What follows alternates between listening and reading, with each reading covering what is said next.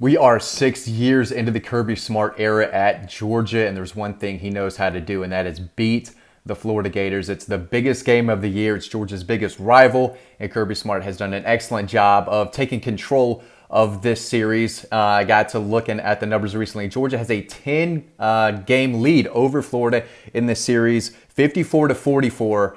Got me thinking, I mean, are they going to start running away with this series? We know what Kirby Smart is doing with this program. Florida's just hired another coach, Billy Napier, and he took 16 guys in their last recruiting class. Kirby brought in 29. Their program's rolling. They're kind of going in opposite directions right now. And if Florida doesn't get it together, I think Georgia's going to make a huge run. Listen, his first year, sloppy game 2016. They lost with Jacob Eason, just couldn't move the ball. Beat Florida's brains in 2017. Jake Fromm, say what you want about him, but he threw some daggers and won the game with his arm against Florida in 18 and 19. We saw what happened in 20, Florida's best season, the best game they played all season against Georgia. And that loss to Florida, I think that year really turned the program around. It hit hard, right? They ended their hopes of winning the East and having championship aspirations, but they ended the 20 season on a roll. We saw what they did last year, taking that momentum into this season. And Kirby's got them clicking right now, especially in Jacksonville. So, again, 4 out of 6. Hard to really take that 16-game seriously, even though they almost won that game with a brand new head coach at Kirby Smart. But Florida just doesn't get it, I think, the way Georgia does. They don't want, they don't have that passion, that committed to winning excellence that Kirby has and what the Georgia football program is right now. I mean, they're playing to a standard. Florida's not. They're going through a culture change. It's going to be really tough for them to come back and start beating the likes of Georgia when they just don't have the talent, and they're not going to have the talent for a few more years. It's going to take a while for Florida to get to the talent level that Georgia is on a consistent basis. And at the end of the day, Kirby's only getting better as a coach. So when he has the more talented team more often than not over the next few years, they're going to win that game, especially against a team like Florida. Right now it's a big question mark, right? And it's going to be tough next year, I think, for them. And who knows? Billy Napier, he doesn't scare anyone. That hire didn't scare anyone in the East. Neither did Dan Mullen. Florida's a program where I think they are one really good head coach away from getting really good again and competing for championships and competing with Georgia in the East in a couple of years. But Napier's not a guy who can turn this thing around in 2 years. Maybe they can compete for the second best team in the East for the next few years. I think that's possible.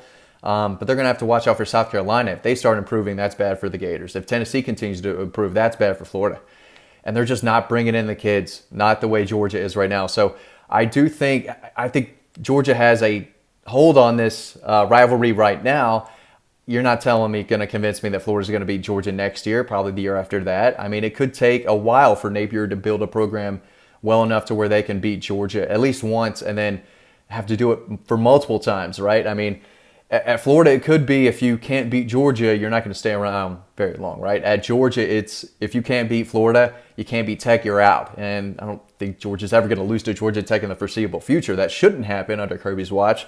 But maybe it shouldn't happen losing to Florida either for the foreseeable future. And again, Florida does have some young talent. They signed a few kids late that are really talented. But overall, they're stacking the team with 3 stars, and you need those 3 stars, right? A lot of those 3 stars turn into something, especially if the coaches know what they're doing and you can develop those guys. But you're not going to beat teams consistently who are bringing in consistent 5 stars and high 4 stars and mid 4 stars and the occasional 3 stars who have potential and can sit on the bench and develop. So I think Georgia, it's going to be tough for me to see Florida beating them anytime soon. I could, just put my foot in my mouth there. We'll see. Florida has an opportunity to really take a stranglehold on the rest of the teams they play, but it's tough for me to see anyone really beating Georgia right now. I could say the same against Tennessee and South Carolina. Again, like I said about Georgia Tech.